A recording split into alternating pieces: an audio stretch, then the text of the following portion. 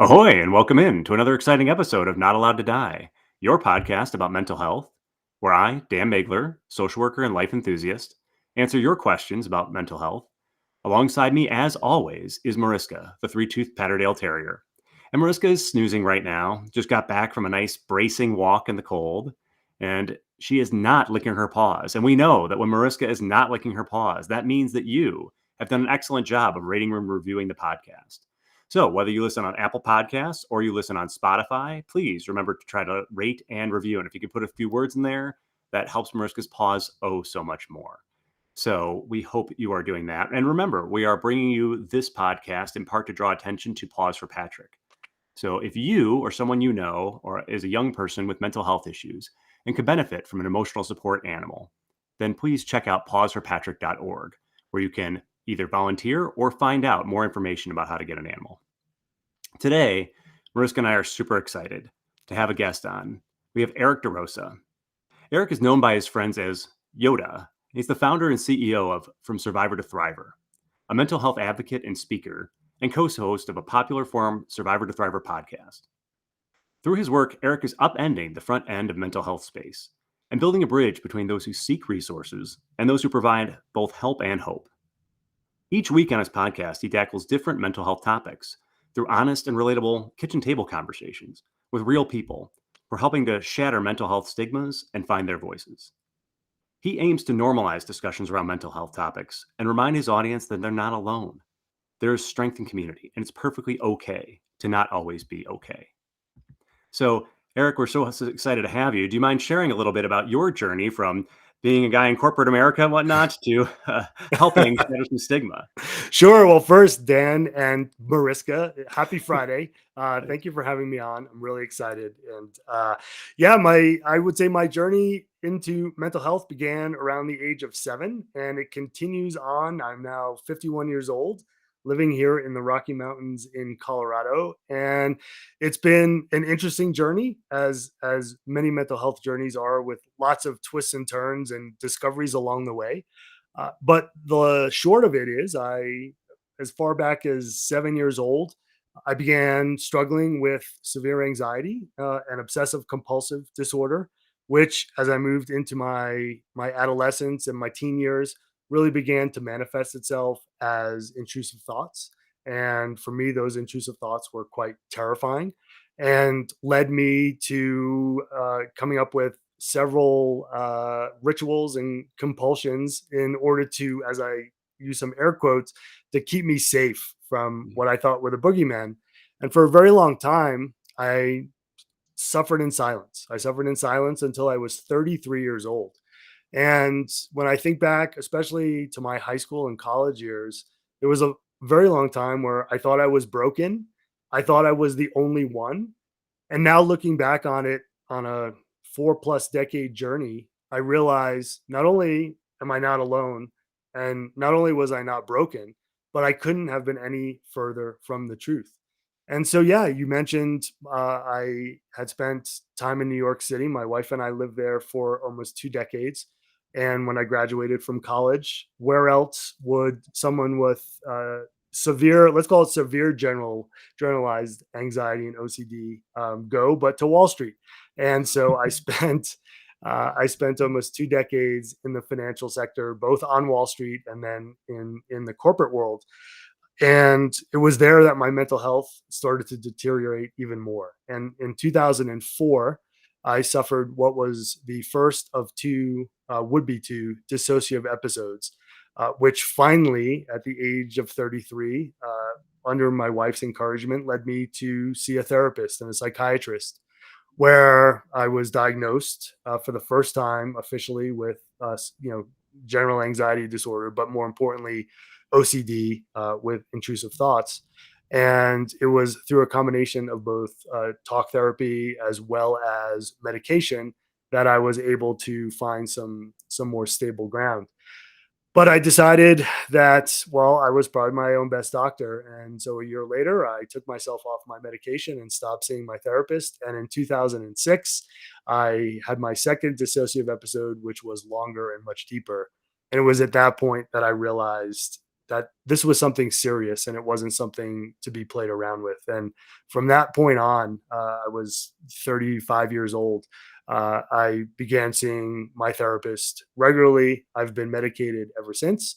And along the way, we left New York City in the fall of 2011 and moved here to Snowmass Village, Colorado, where I traded in my finance career for a career teaching skiing, and haven't looked back since. And it's been an amazing journey for me. And as we'll talk about, Daniel, a chance for me to be outside in nature, which has been a very large part of my healing journey. And so here we are.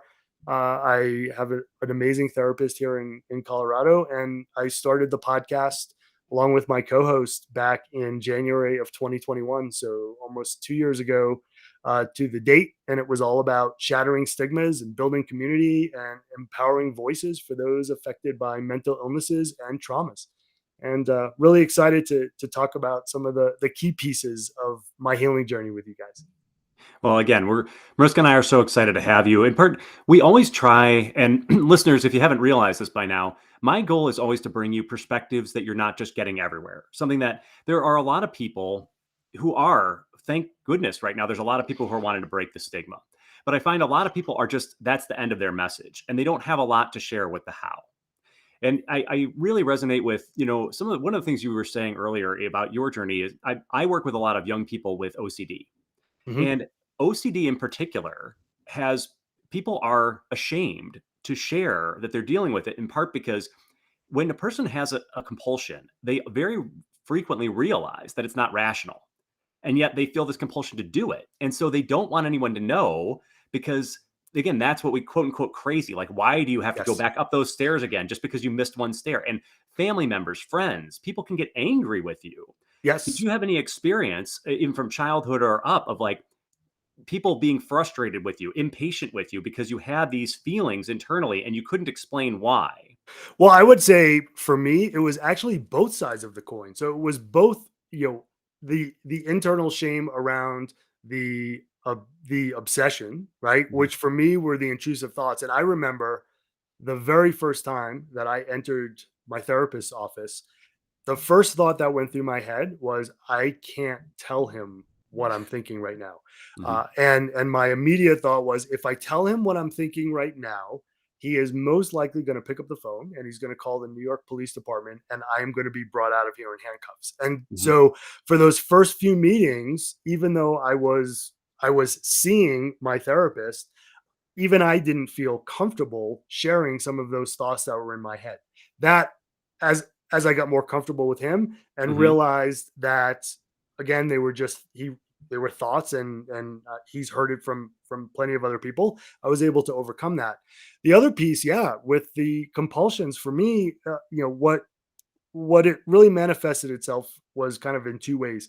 One was with counting, and for me, everything was always having to be done in threes, Mhm. and that was something that I was really able to keep a secret to myself. So people really didn't notice when I was turning the light switch on and off 3 times, or when I would leave the house, check the door, make sure it was locked, check the knob 3 times. If not, go back and start again, Mhm. or else something was terrible was going to happen to somebody I love.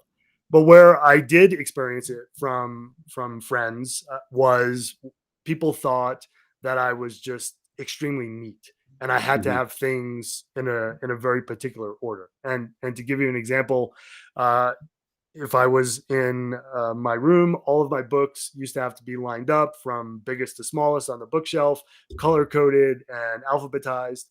And if I took a book off the shelf, and everything had to be moved. And so my roommates thought, well, maybe it's just a fun game we can play with him. And so they would come into my room and they would uh, just move little things, but things that only I would notice. Mhm. They thought it was a fun thing that I would never see, but I knew exactly where everything in my room was. I Mhm. knew, at what angle, right, my deodorant was at. And so for them, it became kind of a game, and at times it led to great frustration for me, and it also led to some outbursts on my behalf towards them. Mhm. I wasn't able to really verbalize what it was that was bothering me, all I was able to verbalize was it just made me angry that they did that. Mhm. And now, of course, having done all of the work with my therapist and having read lots of materials about OCD and the compulsions and what it's really all about, I now recognize that it was something that they knew nothing about Mhm. and had no malicious intent towards it. So Right, they were suffering from that great fallacy that they if they could just, tease you out of it or whatnot, then it wouldn't be a thing, and they don't realize people who don't have anxiety or don't have OCD don't realize the level of energy that is being used all the time in trying to manage this and the levels of exhaustion that it creates. And so, again, you didn't have the words or the ideas to say to them, "Hey guys, you don't realize what this does to me, how much it's draining." All that came across was, "Wow, he's such a tight ass." And yes, so, and won't it be fun to wind him up a little bit? And yeah. so, like ships passing in the night, them getting irritated with you getting irritated with them. Whereas now, what would that communication, that ability to share that would have been available. And I really love how you bring up the exhaustion piece because it wasn't until the last couple of years where I really started to do some really deep work. Once I was diagnosed with PTSD about 14 months ago. And that was childhood PTSD from emotional trauma. And finally, I was able to put sort of an umbrella Hmm. above all of these symptoms that I was experiencing, and it led me to realize that all of the OCD and all of the anxiety was really about me lacking the safety and security as a child. And as I looked back on it, I thought, wow, I was doing all of these things because I thought it was the one thing that I could control. And now that I've been able to do a lot of work and recognize if and when those compulsions and rituals are taking over, I've realized not only how exhausting it was, but how much time during my day those things actually took up. And it's really been eye opening to me. And for your audience, what I would say is you never really know what's going on in somebody's world. And it's just such an exhausting thing. It's almost like you have two jobs at once. Hmm. One is to live your life, and another is to spend all of your time with these compulsions so that you feel safe and that the thought that bad things won't happen. Well, and with the added component of and not letting anybody else find out that you're different, Exactly. and having that mask on. The Are there facade. Yeah. are there some pieces of media that you think capture it well? I found I was talking to a boy with OCD just the other day, and Mhm. I mentioned to him the movie, which he was far too young to have seen, but As Good as It Gets. Have you seen that? Like, do you feel like that, or other things? Are do you point that to people? Or are there pros or cons of where it's misrepresented, or things that where it's represented well? That you're like, I wish more people would see this because that would capture a little bit of what I've Yep. experienced. So it's a great point you bring up. So I saw As Good as It Gets, and I remember, it's Jack Nicholson, right? Mhm. And living in New York, and I was living in New York at the time when I saw it. And while I was watching it, I secretly was sitting there thinking, "Wow, that's exactly what I do, not Mhm. walking on the cracks in the sidewalk." So, in some ways, I found the movie to be informative, but in other ways, I found the movie to have a lot of those stereotypical things. Mhm. When people think of OCD, they think of people who are just excessively neat, people who are germ freaks, right? Mhm. Washing the hands all the time, Mhm. not holding the subway bar.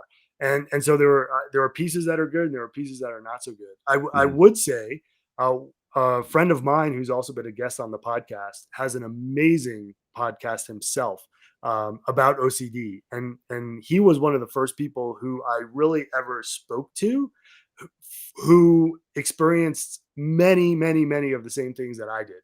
And so his podcast is dedicated exclusively to talking about what is OCD, what are intrusive thoughts, what are compulsions, what are ways to identify it, what are ways to use different modalities to break that. So I'm finding that there are some pieces and parts out there. There are some media articles that I've been reading recently that have been speaking more about OCD and how it really is something that is in the mind, and it's not something that we're doing just because we want to be doing it.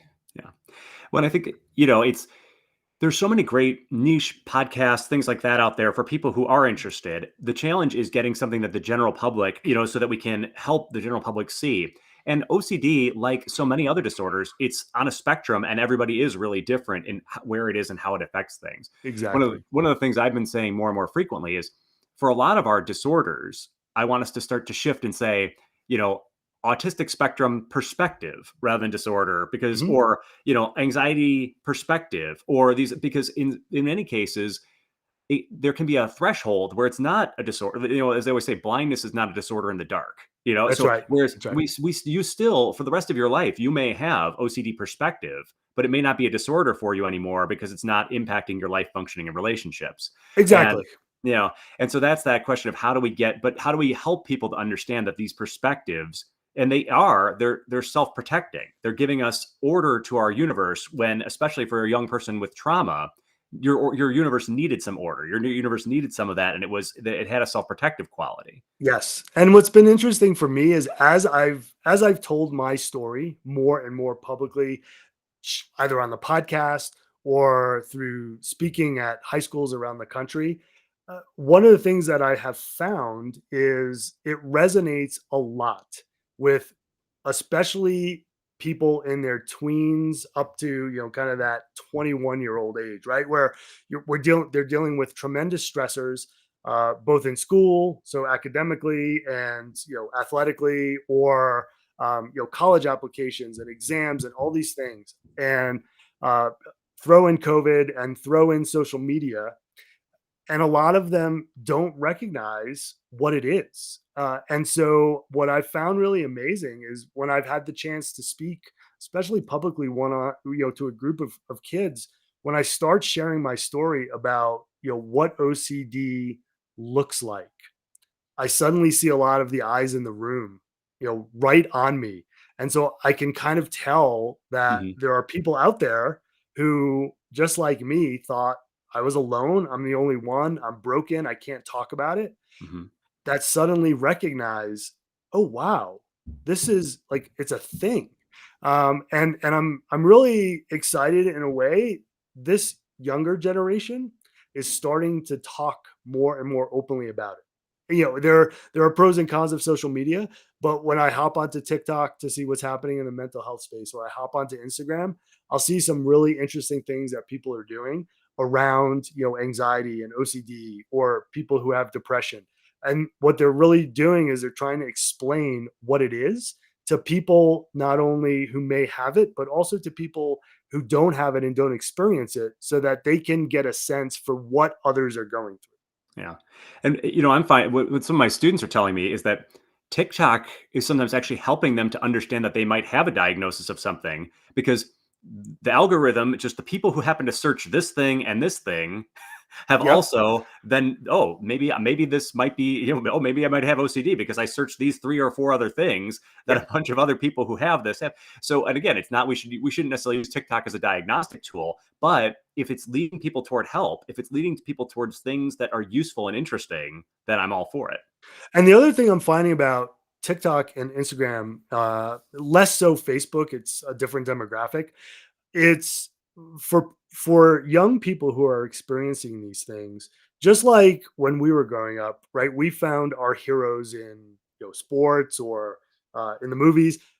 A lot of kids, I'm finding, are finding their heroes in those people who are speaking out about their mental health struggles, Mhm. because they're connecting on the same level, right? And saying, hey, wow, that sounds just like me. I'm going to delve deeper into what this person, right, what they do. And suddenly they find out that they've written a book, or that they have a podcast, or they have a website. And so I think it's leading people to find inspiration in places that we wouldn't have found inspiration 20 or 25 years ago. Yeah, I mean, I think the good Simone Biles would have been, forever famous no matter what she had done. But not only will she now be known as a famous gymnast, but as someone who is sharing that it's okay to have mental health issues and to get help and support for that and to take care of yourself. Like, what a Yes. gift that person. Yeah, Simone Biles, Yeah. Naomi Osaka, Hmm. Michael Phelps, Missy Franklin, who lives here in Colorado. So that was a big fan of hers for a very long time. A friend of mine who we had on the podcast, who is on the U.S. mogul team, right? Hmm. She struggled with what she thought was performance anxiety and what really ended up being real anxiety, Tess Johnson. And she's, back competing on the World Cup circuit. And so, more and more athletes and more high profile people, I think about Prince Harry Hmm. and how open they are about, I'm just like you, right? Hmm. I struggle just like you. The only thing that might set an athlete apart is that they have the ability to perform a sport at a much higher level than any of us can ever imagine, but they are still human beings and they still go through all of the same things that we do. And I'm really happy to see that they're sharing their own stories and making themselves, as my friend Tess likes to say, she's like, don't put me on a pedestal. I'm just like everybody else. I just do this sport a lot better than Yeah. anyone else. All right. Well, one of the things that you have used and have shared with people is, can you tell us a little bit about the equilateral triangle?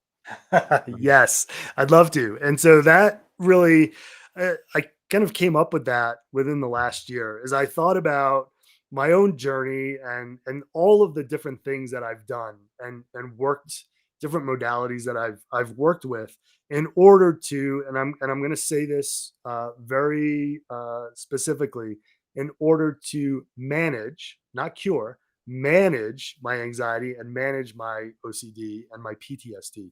And so the equilateral triangle, if it goes back to my geeky finance roots, right? If you think about it, all sides are equal, all angles are equal, which means no one side is more important than the other, no angle is more important than the other. But when they're all added up together, right, they form this super solid foundation. And so for me, the equilateral triangle has, the three different corners, as I say. So the first is what we think of as traditional Western medicine, right? So that's whether it's psychiatry, working with a psychiatrist, talk therapy. For me, there's been a lot of trauma informed care. There's been a lot of cognitive behavioral therapy to help, rewire, and I'm sure you've talked about this on other shows, to help rewire my neural pathways and retrain myself to notice when I'm doing right different compulsions and to be able to change that behavior. So that's been one piece for me. Then I move to another corner of the triangle, and I call that my Eastern corner. And so for me, that has looked like mindfulness, learning really for the very first time, learning to be in the present moment, not worrying about what's going to happen 2 weeks from now, and not obsessing about, oh, did the person that I just spoke to, are they angry? Did I say the right thing? What did I really say? It's really grounding myself in the present. And with that, there's been meditation, and lots of people hear the word meditation and think it's sitting like a monk quietly in a room. But for me, meditation can be anything from 5 minutes sitting on the couch with my emotional support cat Taylor, and listening to some Jack Johnson music and really just focusing on my breathing. Or I could be out on the mountain and I find my way into the tree somewhere and I just pause and close my eyes and just really think about grounding myself.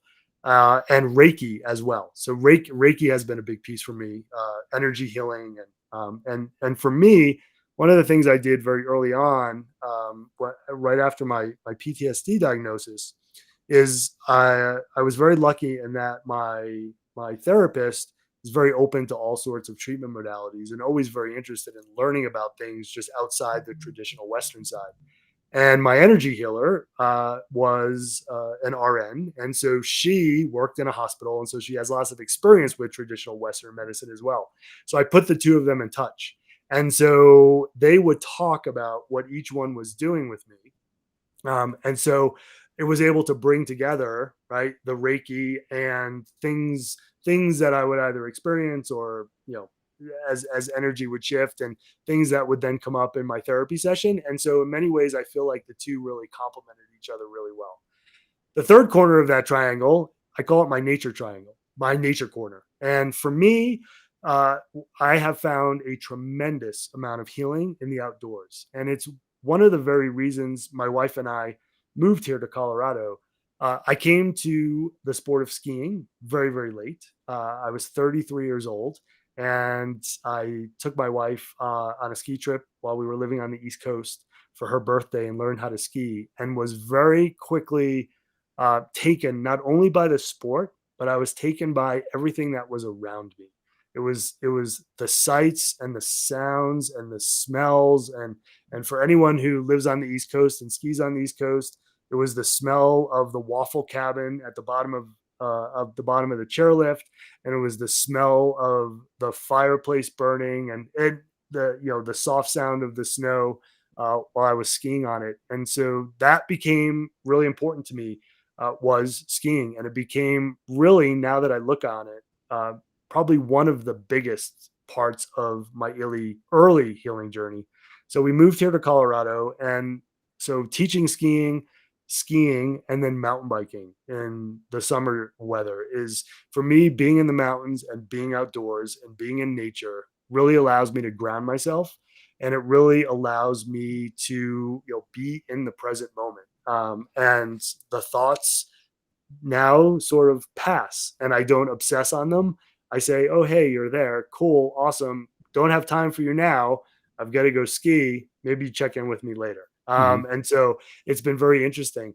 And the way I think about that triangle is, when I'm using all of those different modalities as needed. So sometimes maybe I lean a little more on nature and a little less on Eastern, and then maybe more on Western. But when I'm using all of them, the triangle is stable, and I can also flip the triangle on any side, and I have a solid foundation. Hmm. What happens is, if I take one of those corners away, so if I completely and totally disregard going to see my therapist and Hmm. stop doing, cognitive behavioral therapy, suddenly that whole triangle crumbles. And so that's why I've always looked at it as an equilateral triangle. Is all the sides are equally as important, but if I take one of them away, the whole thing crashes. And so it's been very important for me to visualize that, and to check in with myself, daily. I call it, meeting yourself where you're at, so that I know what I need to be doing, what I need more of, what I might need less of on any particular day, so that I can move through that day just like I did the day before, and in the same way that I will tomorrow. What I love so much about that is sometimes people think that there's an either or, that I either have to embrace, Western medicine, or I have to embrace like energy healing and Eastern thought. And the reality is there's a ton of overlap. And like when you're saying with regard to being outdoors and being in nature, there you can double dip. You can enjoy both Yep. the meditation and the being in nature at the same time. So many people will make the excuse, well, I just don't have time for that. Mhm. And the reality is, with proper training, you can figure out ways. I am often encouraging people, you can do mindfulness and meditation while you're taking your shower. Like these are things that Oh, we can work absolutely. into our day. And it can be really also very enjoyable. I mean, when I hear you talking about skiing, and I could just see in your face, like, this is not something that is like you're being dragged to go to the mountain. Like you're No. working on your mental health while doing something that you really truly enjoy. And in fact, I had a discussion today. So I've been lucky enough to, over the last 12 seasons, to ski with some of the same families now for over a decade. And so I've watched the kids grow up, and I've seen them, go from beginner skiers to expert skiers. And one of the extended family skied with us today, and she and I were talking a little bit about, skiing, and how important it is to her that, she likes to get out and ski, because it's, she loves to be in nature. It's a great way for her to deal with the stresses of work. And I said to her, I said, I really not only love the sport of skiing, but I really love being able to bring the joy and excitement of skiing that I have to other people. And it's a job that I often don't think of as a job, and I would do it for free, because it's as you said, it's meant that much to me, and I can see the impact that it has on other people. Yeah, and so often when we're doing the thing that fills us, again, if we can find a way, and not everybody can, but for those of us who can find a way to do the thing that fills us and give to others and get paid for it, like that's living large. That's Yeah. Yeah. Now you mentioned that you have a practice of sort of daily checking in with yourself. Yes. Can you get a little deeper on that? Like, what does that look like? How long does it take you? Do you do it over your morning coffee? Like, when are you doing that, and what does that process look like in your mind? Is there a series of questions you're asking yourself, or how does that look? Sure, happy to tell. So I've kind of coined it meeting yourself where you're at, because for so long, when I think back to my finance career and my banking career, I would end up in these leadership seminars and things, and you do all these different exams, right, and tests, and find out who you were, and then it was all about well, you have to flex to somebody else's style, and when you're in a meeting, right, try to meet somebody else where they're at, and I always heard that forever. And it dawned on me when I was doing our own show that nobody ever talks about like meeting yourself where you're at. I can't even begin to meet somebody else where they're at unless I know where I am in that particular day. And so for me, it's yeah, I wake up in the morning. I do the same thing every day. Wake up in the morning, uh, brew the pot of coffee, sit on the couch. Usually, Taylor is there on the couch with me. My wife is still in bed, and some days I may feel like, wow, I'm kind of a little bit low energy today. What's going on? Oh, I've just taught for 10 days in a row. Okay, great. I think what I need to do right now is I need to put on some uplifting music. Or I'll sit there and I'll just feel a little bit out of sorts, or the maybe some of the thoughts are there. And so I'll say, okay, what changed between when I went to bed and I just woke up? Was there something that triggered me yesterday or the day before that I didn't process in the moment? Right. So it's little things like that. And then one of the things I found really really fun is I'll quickly check my emails, but what is even more grounding for me is playing Wordle. And it's brought me back to a little bit of my childhood thing, happy memories of childhood, doing crossword puzzles, doing kind of the word search. And it's something now that I've been doing for almost 2 years. I sit on the couch and I do it, and it's fun. It gets my brain activated, and it's a really good way for me to just sort of ground myself and kind of block out the outside world. But yeah, from there, typically it's all right. What do I have on the agenda for the day? If I'm skiing and I'm with guests, right, I get myself into that mindset of it's a beautiful day outside today, or it's a crazy snowstorm and I can't wait to go ski the powder.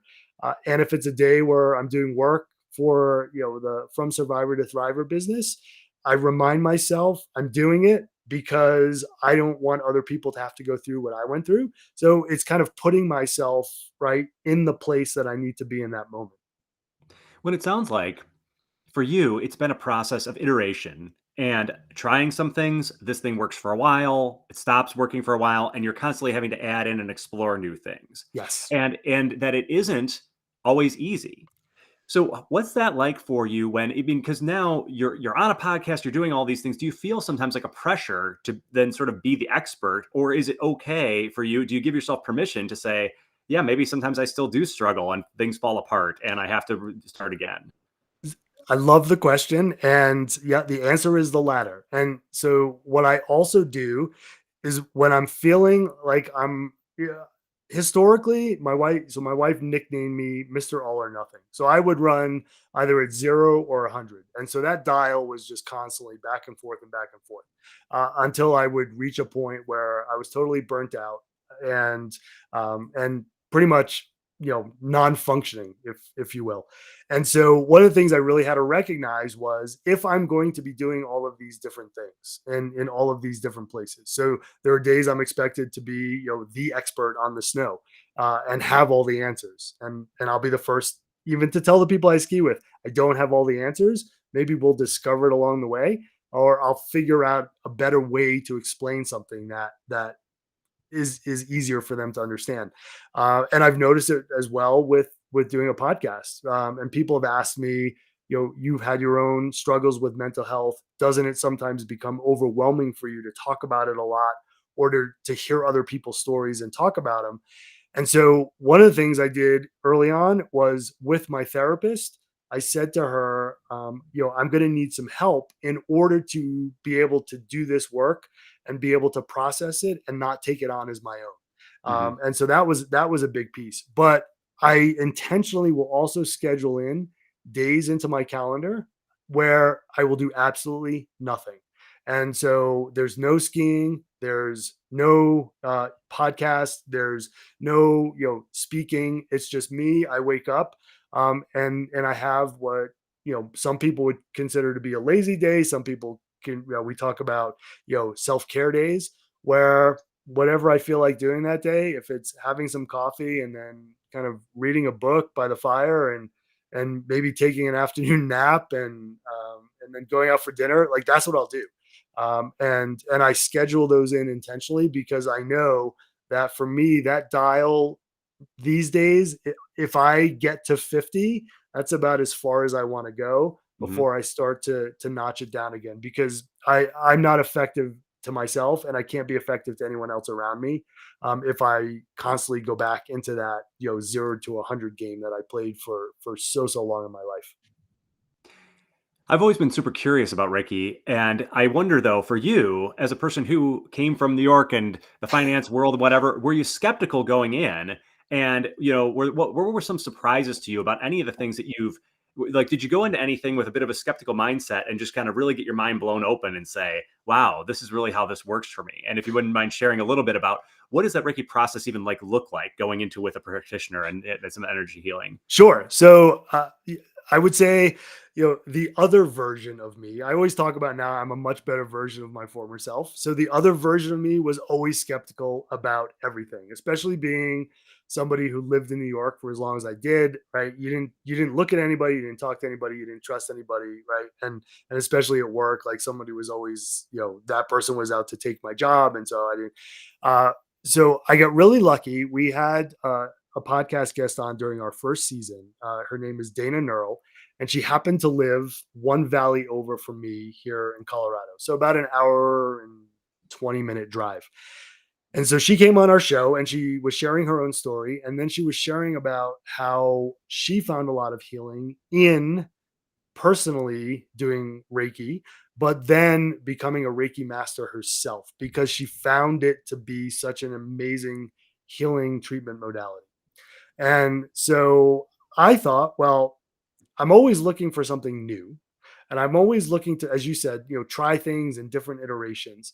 And then I felt a little bit of a responsibility of, well, if we're going to be having guests on our show and they're going to be talking about different treatment modalities, well, I'm going to start to try some of those so Hmm. that I can actually say, hey, I did this and it worked, or I tried this, but it didn't work for me. Maybe it'll work for you. And so I signed up. She has a program called Illumination, which was an 8-week program. And it just so happened at the time I signed up, I was kind of sliding into a bit of a dark place in November, December of 2021. And so when I started doing Reiki with her, I had really no idea what it was. And I can tell you, it's kind of like walking into a massage room. So she and I would sit, she would take me through a meditation for about 10 minutes. Then we would talk about each week the different chakras, right? So the root Hmm. chakra and all the way up. So I had a really good understanding of, where things were coming from and where how energy flows throughout the body. And then for the next hour, I would lie on this really nice, like a massage table, pillow, really cozy, warm blanket. And she would place her hands on my body in certain locations very lightly.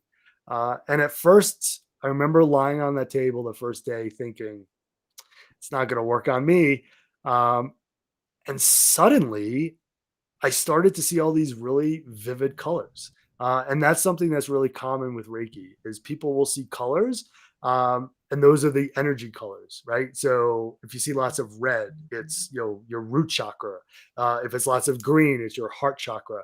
And those things then become tied to memories. And they call them energy blockages. And it's things that your body has been holding on to and that you've needed to release. And so I remember, and I'll share with your audience, in that very, very, very first session, about 5 minutes in, I kind of fell into this really deep sleep. I started to see all these really bright colors. And then suddenly it was as though somebody, I'm going to date myself again, somebody had taken a slideshow, right? And that old kind of slide Carousel. Yeah. carousel projector. And one by one, I was watching all of these unbelievably happy moments from my life. I saw myself walking down the aisle with my wife on our wedding day. I saw, we were celebrating our 10th anniversary on the beach in Mexico. And I saw these so vividly. It was as though I was in that place. And suddenly an hour was over. I thought I was kind of, gone for hours. It was only an hour. And I woke up in this incredibly blissful state. I hadn't been that joyous in quite a long time. And I remember leaving there and then having a session with my therapist a few days later. And as I started talking about, the experience of Reiki and what I had seen, we started linking that back to some happy moments in my childhood, but then we started to really discover some unhappy things. And Mhm. so, having had that experience and then going through that program for 8 weeks, uh, it really connected with what I was doing on the talk therapy side. And so, not only did I become such a firm believer in it, but she trained me in doing self Reiki, and then this past spring, I signed up for, she put together a program for me called Illumination 2. And so I went back and we went even deeper. And so for people who have tried it and had success, you'll know what I'm talking about. For those who have not tried it, give it a try. It might be something that you find is a little bit like foo foo and, energy, and that's weird. But I promise you, it'll be an experience that you will discover something different. It'll unlock things. I think so I've heard adolescence described as a period of your life, a decade of your life where your highest priority is not being embarrassed. But then the problem with that is I don't know when that decade ends because people are just so afraid of being embarrassed. And I think so many people are held back from trying things. And I'll say the thing, what do you have to lose by comparison to what do you have to gain? We've only got so much time on this planet. Mhm. And if trying something new, if you had tried the Reiki and it had been a bust, okay, you were out, an hour and whichever else. Yep. But different things are going to work for different people. But the more that we can risk being embarrassed, but risk trying something Mhm. to give us a potential better outlook and improve our mental health. Isn't that worth the risk? Oh, it's totally worth the risk. And when I hear the word embarrass, I've learned now to reframe that word. And for Mm, me, that word is either vulnerability, or humanistic. And what I try to do in my everyday life is show people my true human side. One of the things I'm asked almost on a daily basis from the people I ski with is, well, you're a ski instructor, you never fall. And I say, really? I say, not only do I fall, but some of the crashes I take are some of the worst crashes like you can imagine, just because of the level I ski at and the speed I ski at. And so I try to make people recognize that, there's nothing to be embarrassed about. Like, just it's like going into a regular office job and having somebody ask, well, because you do this job, you must never make mistakes, right? And the reality is we make mistakes all the time, but it's recognizing those mistakes and then sharing it with other people so that they can maybe feel a little bit more comfortable being vulnerable and saying, hey, yeah, I make mistakes too, I'm human. And it starts to take some of that burden and some of that pressure off. And like you said about Reiki, I could have walked in there and it could have been an hour and I was like, wow, doesn't work, I'm never doing this again. But what ended up happening is I went in there, it really helped change my life. Dana is a not only my energy healer now, she's a dear friend of mine. We have lots of conversations together, and both, the Reiki space, but also in the overall like outdoor healing space. And it's just another wonderful person that's come into my life. Is there any other tips that you would give? So for someone who's listening right now, just whether it's dealing with stigma or getting started on any of these things, any tips that you would just want to share with my audience about like how to pursue your journey and helping with your mental health? Sure. I would say probably the biggest one is, if something isn't feeling right, right? And by right, I mean if you're feeling off, if you're not feeling yourself for more than a week, right? And that's kind of what my gauge is. For more than a week, please tell someone. Mhm. Find someone you trust. It can be a spouse, it can be a loved one, it can be a family member, it can be a friend. It can even be somebody, and I've joined a whole bunch of Facebook groups around, intrusive thoughts and OCD and anxiety, to be someone who's there to listen to others, who may not have someone else that they can share that with. But find that trusted person who you know is not going to judge you, and share what you're experiencing. And I promise you, having that first conversation will lift a weight off your shoulders that you might not have even known existed. To me, that's the hardest part of the journey, is that first conversation, because once you do that, the rest, I'm not saying is easy, but the rest becomes a much more manageable journey. And I'd say the other piece of advice is don't give up.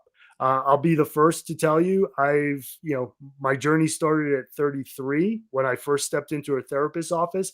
I'm 51. I've had therapists in New York. I've had therapists here in Colorado. We've tried different things. Some have worked, some haven't. Right? I have had a psychiatrist in New York and a psychiatrist here. I've been on medication now since 2006, and my psychiatrist here has a really good saying. It's right medication, right dose, right person. Um, Mhm. and so even when it comes to medication, it's not just check the box and take it as is for the rest of your life. It's okay. I'm doing really well now. Maybe we wean off of this one a little bit under the guidance of my psychiatrist. Or, you know what, I'm feeling like my anxiety is ramping up a little bit. And I'm trying all of the different cognitive tools that I know, and those don't seem to work. And being outside in nature just doesn't seem to be doing it. Maybe, okay, I'm going to talk to my psychiatrist. Maybe we're going to up that medication a little bit just to move me through that higher anxiety or slight crisis period. And then we can bring it back down. It's all about, perseverance. Mhm. And as you said, different iterations, things change over time. The journey changes over time. You as a person change over time. And so it's all about recognizing that it is in fact a journey. And I talk about it in terms of having a healing team. Some people talk about chosen families. But I always say, you can, if you've never been the captain of a team in your life, there's one team that you can always be the captain of, and that's your own healing team. And you can make it up of whoever you want in your life, and it's that close circle of people, whether it's your therapist, your psychiatrist, your friends, who you can go to when things are a bit off, and you can say, hey, I'm not quite right. I think I need some help. I need to have this conversation. Are you willing to listen? And the most important thing about that is you are the captain of your healing team. You get to call the shots. Yeah, and I love how you were saying earlier that it's not about we're not seeking a cure. We're seeking a state of equilibrium and a place where we can do our life and enjoy the things we care about, and to find that balance. And it's going to be being recreated and evolving all the time. So All yeah. the time. And each and every day, the goal is, you want far more moments of joy than you do moments of pain. And I've learned in my own journey that you really can't experience one without the other. And we have to go through, unfortunately, sometimes these periods of pain or of darkness or of grief. But on the other side of that, I promise you, is joy and light and happiness. And if you allow yourself to open up and embrace the process, you will come through the other side. Mhm. Well, where should people go to learn more about you and Survivor to Thriver? Sure. So our podcast is called From Survivor to Thriver, and you can find us wherever you listen to your podcasts. New episodes come out every Tuesday morning.